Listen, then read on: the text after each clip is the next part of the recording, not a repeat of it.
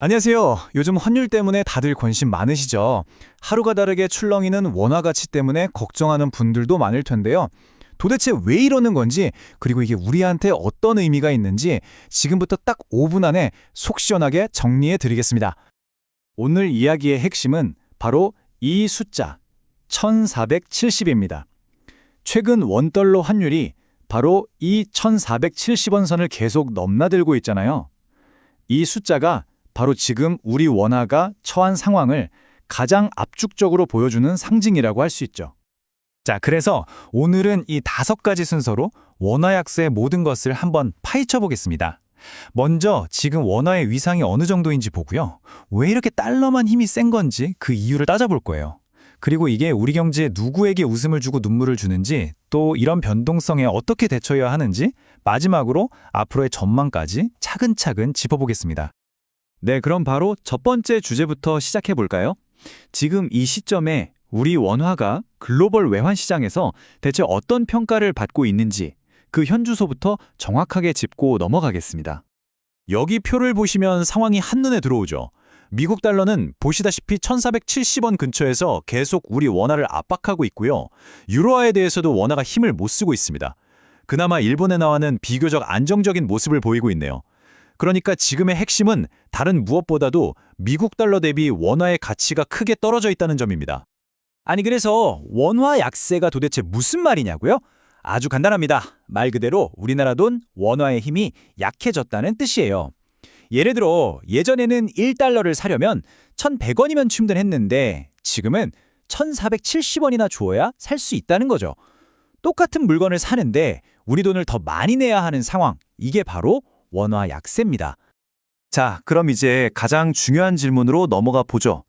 도대체 왜 이런 일이 벌어지고 있는 걸까요? 지금 원화의 가치를 끌어내리고 달러의 가치만 밀어올리는 그 근본적인 힘이 뭔지 한번 들여다보겠습니다. 사실 이 그래프 하나면 설명이 거의 다 됩니다. 바로 금리 차이 때문이에요. 지금 미국 금리가 우리나라보다 훨씬 높잖아요. 돈이라는 게요, 꼭 자석 같아서 이자를 한 푼이라도 더 주는 곳으로 확 쏠리게 되어 있거든요. 전 세계의 돈이 더 높은 수익을 찾아서 미국 달러로 몰려드니까 달러는 당연히 강해지고 상대적으로 원화는 약해질 수밖에 없는 구조인 거죠. 다시 한번 정리해 드릴게요. 달러가 이렇게 강한 이유는 크게 3가지입니다. 첫째, 미국 금리가 높으니까 달러로 된 자산이 너무 매력적으로 보이는 거고요. 둘째, 미국 중앙은행인 연준이 금리를 내릴 기미를 안 보이니까 달러 강세가 계속 되겠구나 하는 기대감이 커지는 거죠. 그리고 마지막으로 우리 한국은행은 기준금리를 2.50%로 묶어두면서 미국과의 금리 격차가 좁혀지지 않고 있는 상황입니다. 그렇다고 우리가 그냥 손 놓고 구경만 하고 있는 건 절대 아닙니다. 한국은행하고 국민연금이 통화스와프라는 걸 연장했는데요. 이게 뭐냐면 일종의 외화 마이너스 통장 같은 거예요.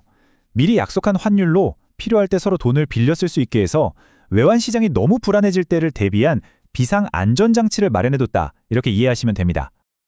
자, 그러면 이 환율 변화가 우리 경제에 구체적으로 어떤 영향을 미치고 있을까요? 이 상황 때문에 웃는 쪽과 우는 쪽이 분명히 갈리거든요. 지금부터 그 명암을 자세히 살펴보겠습니다. 이게 참 동전의 양면과 같아요. 승자는 단연코 수출 기업들입니다. 똑같이 1달러어치를 팔아도 예전보다 훨씬 많은 원화를 손에 쥐니까 이익이 늘어나서 좋죠. 반면에 패자는 수입 업체들입니다. 해외에서 원자재나 물건을 사올 때 더 비싼 값을 치러야 하니까 비용 부담이 커지고요. 이 부담은 결국 돌고 돌아서 우리가 사는 물건값, 즉 소비자 물가 상승으로 이어질 수 있습니다. 바로 이게 우리 지갑에 직접 와닿는 부분이죠. 수입 과일이나 와인 가격이 오르는 건 물론이고요. 해외여행 계획할 때나 유학 간 자녀에게 생활비 보낼 때 왜 이렇게 돈이 많이 들지 싶으셨다면 그게 다 이 환율 때문인 겁니다. 이렇게 환율은 우리 생활과 아주 가깝게 연결되어 있어요. 이렇게 시장이 정신없이 흔들리는 상황 속에서 기업이나 투자자들은 어떻게 대응하고 있을까요? 그냥 지켜보고만 있진 않겠죠? 이 변동성의 파도를 헤쳐나가기 위한 그들만의 전략을 살짝 엿보겠습니다. 어려운 금융용어 같지만 아주 쉬운 예를 들어볼게요. 해칭이라는 건데요. 자, 여기 3개월 뒤에 100만 달러를 줘야 하는 수입업체가 있다고 쳐보죠. 그 사이에 환율이 더 오르면 어떡하나 밤잠을 설치겠죠. 그래서 오늘 은행에 가서 아예 3개월 뒤 환율을 미리 딱 정해버리는 계약을 하는 거예요. 그러면 나중에 환율이 하늘 높은 줄을 모르고 치솟아도 나는 약속된 가격에 달러를 살 수 있으니 걱정 끝. 한마디로 미래의 불확실성을 현재에 없애버리는 아주 스마트한 방법입니다. 그럼 소위 선수라고 불리는 전문 투자자들은 지금 이 순간 무엇을 가장 예의주시하고 있을까요? 바로 이 네 가지입니다. 당연히 한국과 미국의 금리 격차가 어떻게 될지, 이게 돈의 흐름을 결정하니까 가장 중요하고요. 또 세계 경제가 어떻게 돌아가는지 보여주는 주요 지표나 미국 연준 의장이 무슨 말을 하는지 한마디 한마디에 촉각을 곤두세우고 있습니다. 이 강달러 추세가 꺾일 만한 아주 작은 신호라도 찾아내려고 말이죠. 자, 이제 거의 다 왔습니다. 마지막으로 가장 궁금해하실 질문이죠. 그래서 앞으로 우리 원화는 어떻게 될 것인가? 단기적인 관점과 좀 더 긴 호흡의 장기적인 관점으로 나눠서 전망을 정리해 보겠습니다. 여러 분석이 있지만 결국 이 한 문장으로 요약할 수 있을 것 같습니다. 핵심 흐름은 여전히 원화 약세다.